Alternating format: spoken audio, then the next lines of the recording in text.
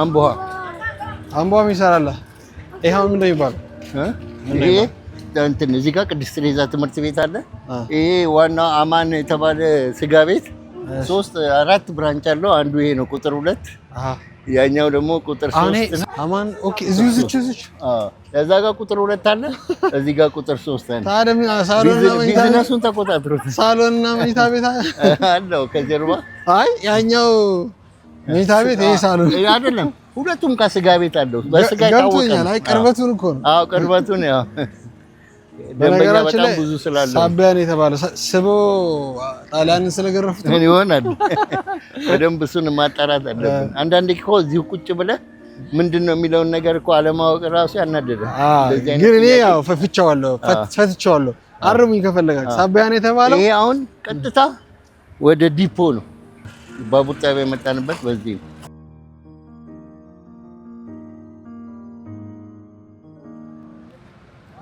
ሸምት አያ ያው ከዚህ ወደዚህ ሰይዶ ማለት እዛ ጥግ ነው። እዛ ሰይዶ የሚባለው ስሙ የቡና ነጋዴ ነው። በጣም የታወቀ የቡና ነጋዴ ነው። ደበሶ የሚባል ሀገር ቡና እያመጣ ነው። አሁን አርጅቷል። ይሄ እንዳለ እዛ ጋር መጨረሻ ታክሲ። ስለዚህ ባላብት ነው። ሳቢያን ሰይዶ ካልክ መጨረሻ እዛ ጋር ነው። በዚህ ጋር ቤት ትልቅ ቤት አለው። ብዙ መደብሮች አሉ። ያከራያል። በሱ ስም ነው የተሰየመው። ግን አንድ በጣም አሁን ይሄን ወንድማችን ስላየው ልንገር፣ በጣም የሚገርመኝ ነገር የአዲስ አበባ ላይ አይምሮ ህመምተኛ እብድ የሚባሉት በተለምዶ አይቻለሁ። ሐረር አይቻለሁ፣ ድሬዳዋ አይቻለሁ። ልዩነት አላቸው። የትኛው በጣም ምን እነዚህ ፈታ ያሉ ናቸው። ፈታ ያሉ ያ ድንጋይ ዘም ጭንቀታ አሁን የቅድሙን እብድ አላየሁም። መጥቶ ምንድን ነው የጠየቀው? መስቀል ግዛልኝ አለ።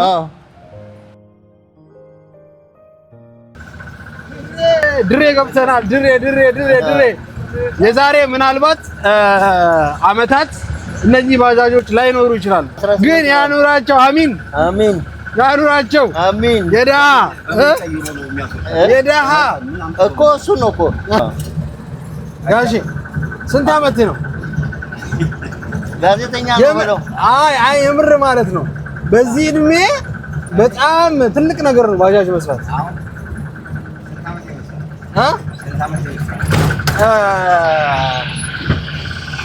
40 መጨረሻ አልፏል። 60 40 አልፏል። 60 አልደረሰም። 60 አልፏል። 1965 ነው የተወለድኩት ነው። ስለዚህ 52 አመት ነው። 53 52 በ52 አመት ፎርስ መንዳ። ይሄ የወጣቶች ትልቅ አሪያ ነው የምር። የሰዎች የምር በጣም ልጅ ነው። ይሄ ነው በቃ የስራ ሰው። ድሬዳዋ ከመጣችሁ ሁሉም የስራ ሰው ነው። ሁሉም የፍቅር ሰው ነው። አቤት ኳስ አለ ደግሞ አንተ ኳስም አለ። እንግዲህ ውድ ቤተሰቦቻችን ድሬዳዋ ነን። ድሬ የፍቅር ሀገር። ድሬ የፍቅር ሀገር። ምትገርም ሀገር። ይሄ ወደ መስቀለኛ ወስደን ወደ መስቀለኛ ነው የሚወስደው። ይሄ ቀጥታ ነው። ይሄ ወደዚህ አካባቢ ድሬ ሞድ ይባላል ወይንም ኳስ ሜዳ ይባላል። ይሄ ሰፈር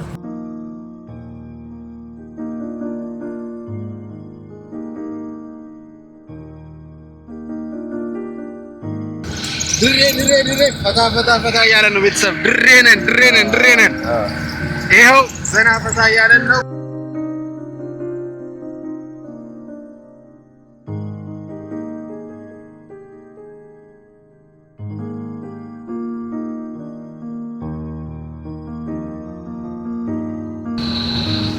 ድሬዳዋን እንዴት አያት? አሪፍ ነው።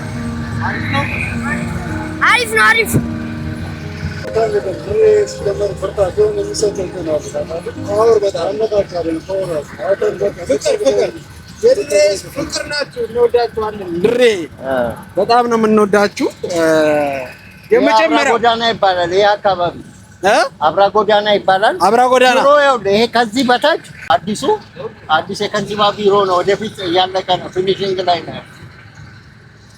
ዲፖ ይሄ ነው። ከዚህ በኋላ ወደ ላይ ዲፖ ነው። ማለት ነው። እኔ እንደማውቀው አይደለም፣ በጣም ተለውጧል። አስታውስክ? ይሄ ዲፖ ሰፈር ይባላል። ሰው የቀጠርኩበት ነው። ይሄ ዲፖ ነው በጠቃላይ። ድሬ የምር በጣም ደስ ይላል። መልእክተኛው ሾው እንግዲህ የመጀመሪያው ድሬ ላይ መልእክተኛ ሾው እየሰራን ነው እንግዲህ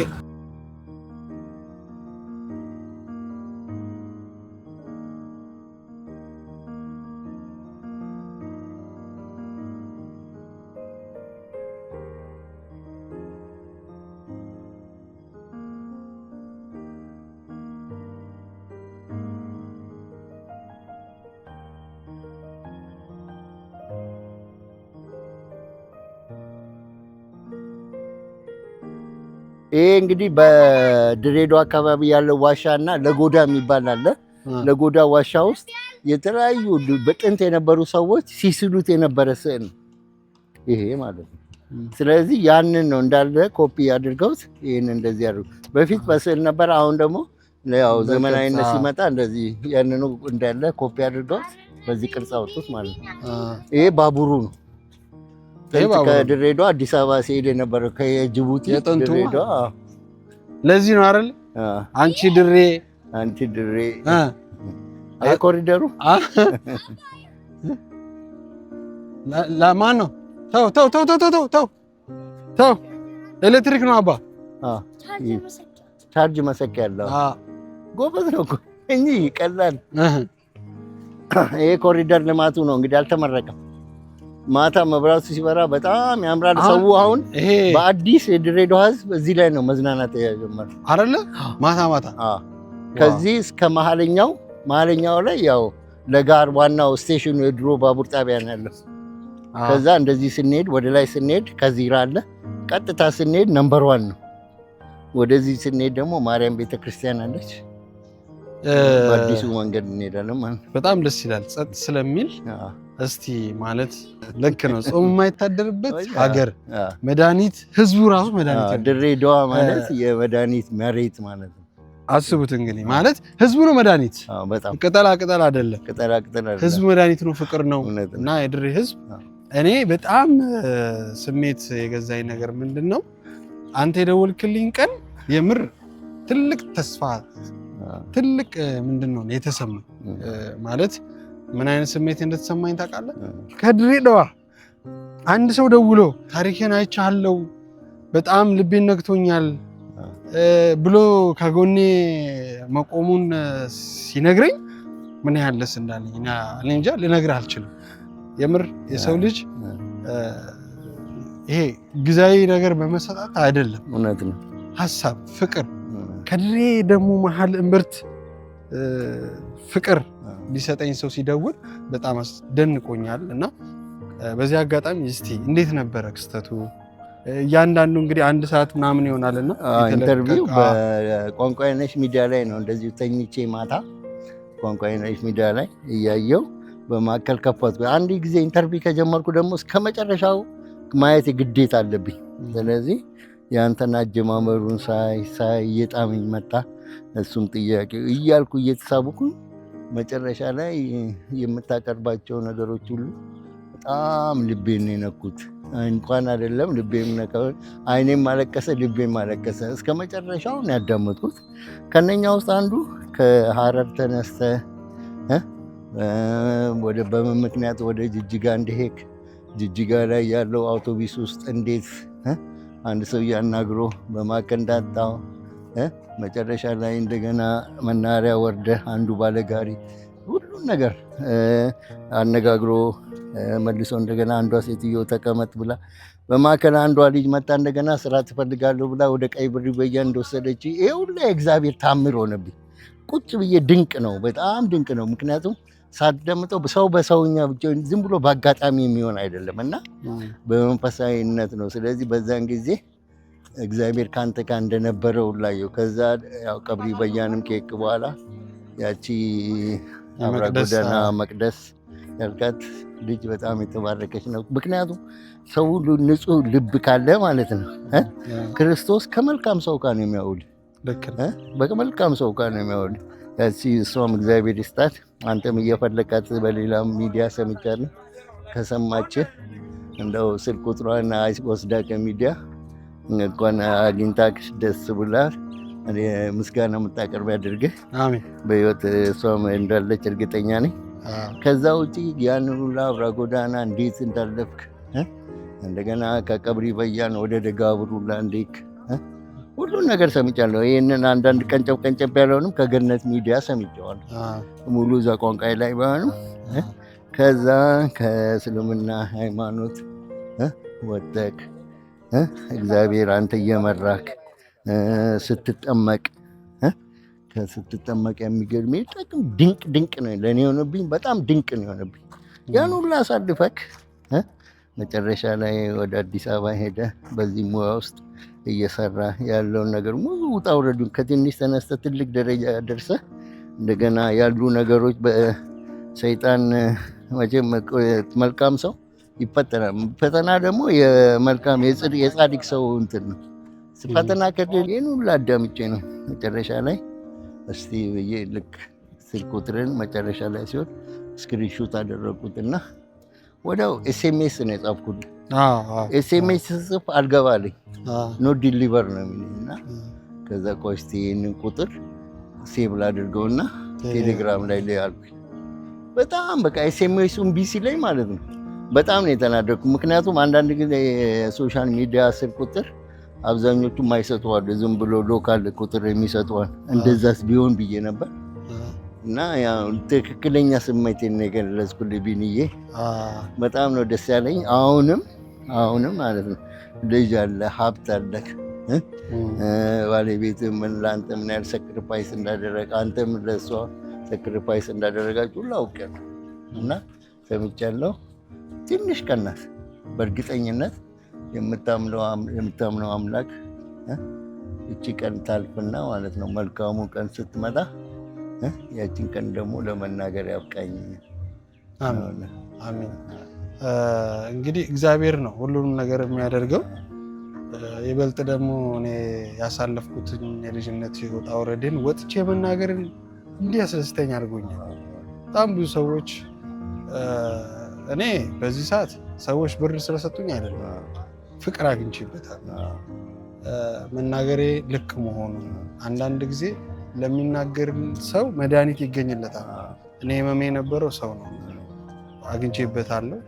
ብዙ ደግሞ ኦርቶዶክሲያን ከጎኔም ቆመዋል እና ዛሬ እንግዲህ ድሬዳዋ ላይ መገኘቴ መልእክተኛው ሾው የመጀመሪያው አንተ እንግዲህ ወደ እናቴ ሄዳለሁ ስል እና እኔ ጋር ብለኛል። በፍቅር ስለተቀበልከኝ ከልብ ነው የማመሰግነው። በዚህ አጋጣሚ እንግዲህ እግዚአብሔር በሚያውቀው ወደፊት የሚሆነውን ነገር አብረን ነው የምናየው። ብቻ በጸሎት አስበኝ። አሜን። እኔም አስበኝ፣ አንተም አስበኝ። ሌላ የቀረኝ ነገር በጣም የሚገርመኝ ነገር ነው ማለት ነው። እምነት ነው። የሰው ልጅ ስጋ አለ፣ ነፍስ አለ።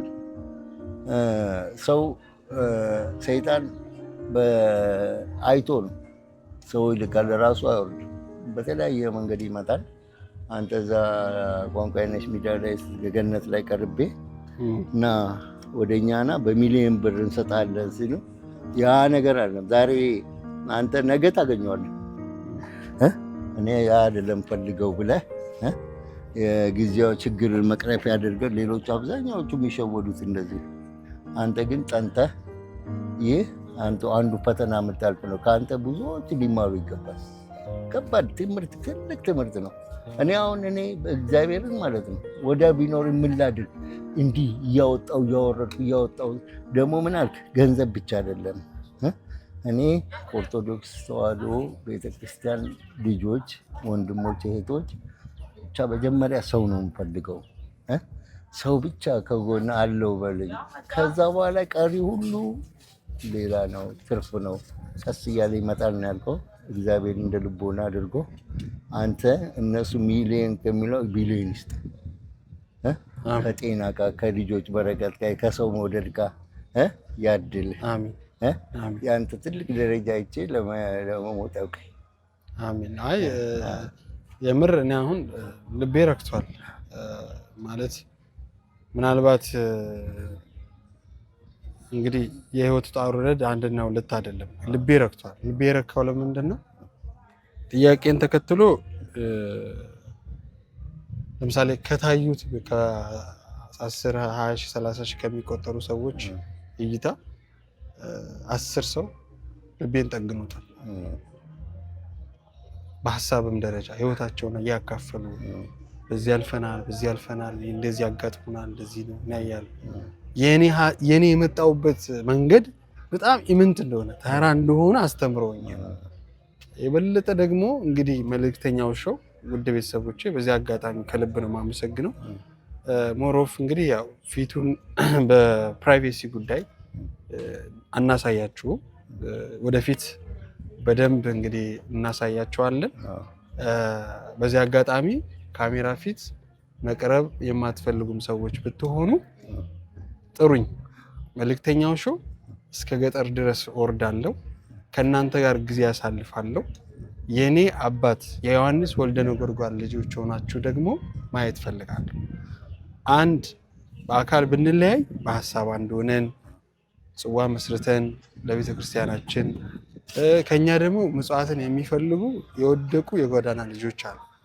እኔ ባለፈውን በኢንተርቪው ላይ ገልጫለሁ እና ህፃናት ማሳደጊያ መክፈት ፈልጋለሁ። ከምንም ነገር ህፃን ላይ ከሰራን ቤተሰብ ላይ ከሰራን ሀገር ታላቅ ትሆናለች እና ከዛ አንጻር በተለይ የኦርቶዶክሲያን ወንድሞቼ እህቶቼ መልእክተኛው ሾውን ወደ ቤታችሁ አስገብታችሁ ጥሩ ያለችን ትንሽ የሽራፊ የምንቀርጽባት ስልክ ነን። ዛሬ በጣም በትልቅ ፕሮዳክሽን አድርገን መላው ዓለም ላይ ሄደን እናንተ እንቀላቀላለን።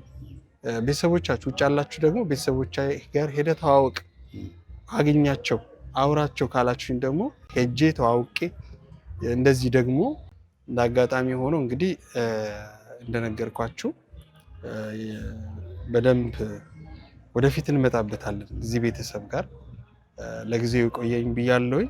ስለጠራሃኝ ድሬዳዋ ተገኝቼ በፍቅር ሀገር ላይ ፍቅርን ስለገለጽክልኝ፣ በአክብሮት ስለተቀበልከኝ፣ ስለወደድከኝ በጣም አክብሮት አለኝ። አመሰግናለሁ። እኔም አመሰግናለሁ።